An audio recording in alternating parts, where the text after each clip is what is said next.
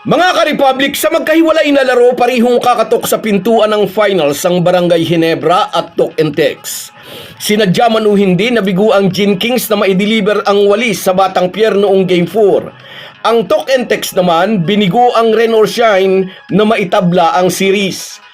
Parehong may 3-1 lead laban sa kanilang respective opponents. May pagkakataon ng dalawang team na maibulsa na mamaya ang dalawang final slot dito sa Commissioner's Cup.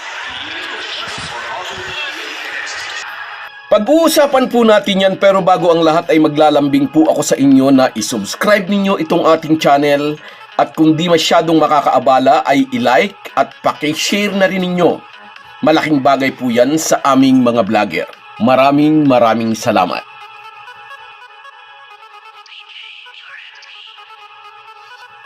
Mga ka-Republic, sa likod ng maraming pagdududa sa panalo ng Northport sa Game 4 kontra sa Barangay Ginebra, sinabi ni Arvin Tolentino, sana raw ay iyon na ang simula ng pagbabalik nila sa series.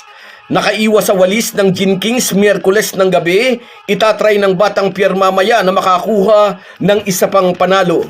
Wala namang imposible, lahat posible, sabi ni Arvin Tolentino na posibleng makuha ang BPC Award. Kakailanganin ulit ng Northport ang magandang performance ni Kadim Jack at ang suporta ng mga locals kung gusto nilang makalusot uli sa Barangay Ginebra. Lalong kailangan na dapat magparamdam ulit si Tolentino na nagtala ng almost triple-double sa Game 4. Sa panig naman ng Gin Kings, maraming mag-aabang kung muling babalik ang depensang bumigo kay Tolentino sa unang tatlong laro sa Best of 7 semifinal series.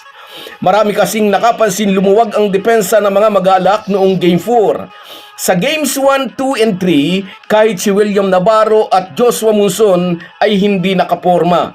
At kahit si Paulo Taha na bench rider sa matagal na panahon ay nakapagpakitang gilas din nang i-insert siya ni Coach Bonitan sa starting unit. Nakapagtala ng 11 points ang former Ginebra player, 3 assists and 3 steals.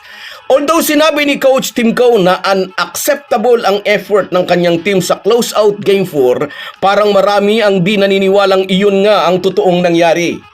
Marami talaga ang nagkaroon ng pagdududa dahil hindi nila nakita sa Gin Kings ang killer instinct na karaniwang idinidisplay ng kupunan sa gipitang mga laro. Pero sabi ko nga sa ating previous video, wag nating nakawin sa Northport ang credit na nakapagpakita sila ng tatag sa Game 4.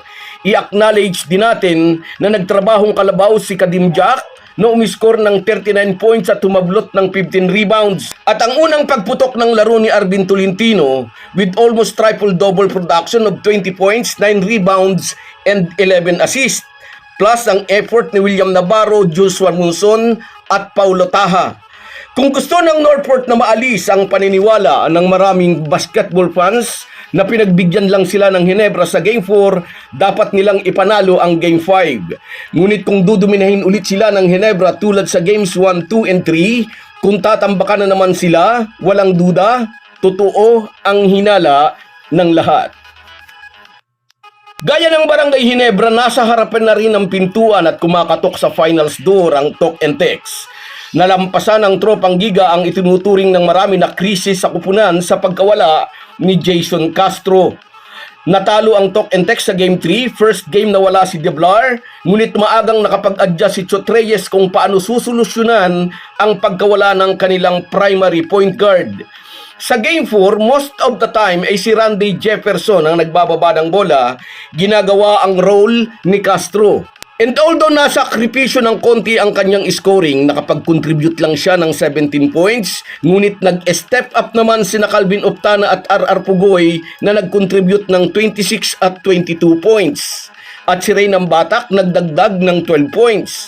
May mga inirereklamo si Coach Yang Giao, mga infractions laban sa TNT players na makapagpapabago raw sana sa kompleksyon ng laro.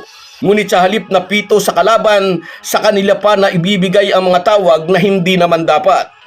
Ngunit ang dapat sigurong gisingin ni CYG ay ang kanyang mga locals. 44 big points ang naging kontribusyon ni Deon Thompson sa Game 4, ngunit ni isa sa mga local players ng Elasto Painters ay walang naka-double figures. Si Adrian Nucom na top local scorer ay may 4 na puntos lang. Ngunit hindi naman aksidente lang na inalat ang mga locals ng Elasto Painters. credit sa malagkit na depensa ng Talk and Text.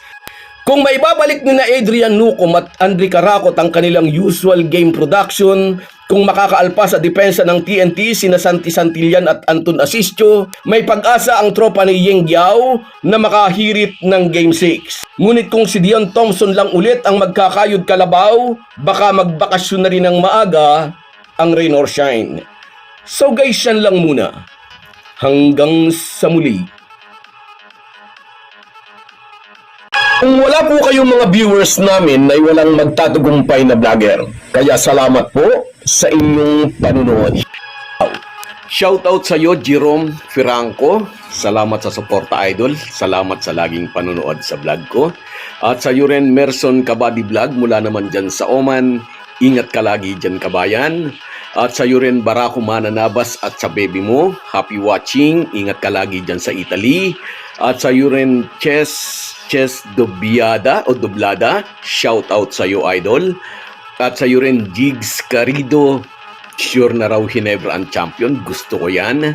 At sa iyo rin, Angelo Antonino, bigay raw yung Game 4. At sa iyo rin, shout out Robert Kayabyab, yes, mamaya na ang Game 5, sigurado raw tapos na. At sa iyo rin, shout out Mr. Suabe, sabi nito bigay raw. Marami talagang naniniwala bigay yung Game 4. At sa iyo rin, Enrico de Guzman mula naman dyan sa Belgium. Happy watching, kabayan. Ingat ka lagi dyan. At sa iyo rin, shout out Johnny Bacaro. Murder daw yan mamaya, sabi niya. At sa iyo rin, Armando De Leon. Huwag daw masyadong tambakan para hindi halata. At sa iyo rin, Estrella Mercurio. Shout out sa iyo, salamat sa inyong lahat. Kahit gaano po tayo kabisi ay huwag po nating kalimutan ang ating buhay espiritual. Lagi po tayong magpasalamat sa bawat araw na dagdag sa ating buhay. Malaki po ang maitutulong ng pananalangin araw-araw. Isang paalala po mula sa inyong Halo Halo Sports Republic.